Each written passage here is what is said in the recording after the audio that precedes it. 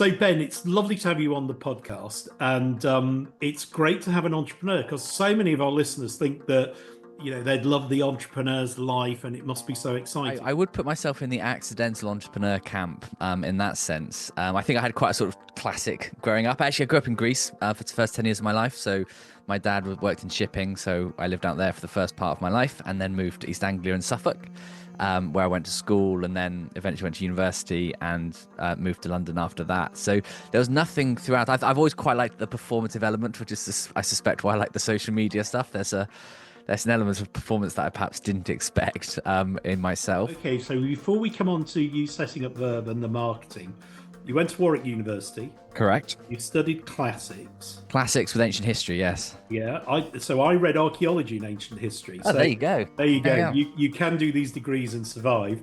So, did you enjoy the degree? I loved it. I think it's weird. It's quite trendy to sort of trash university these days, and I can kind of see why, especially in regards to like where the funding goes and everything like that.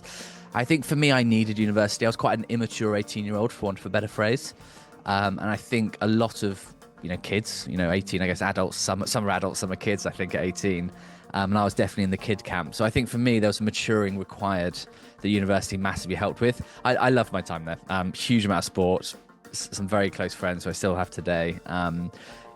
Was it the most academic 3 years of my life? Probably not. But in regards to what I got out of it, I would absolutely put that in the success column.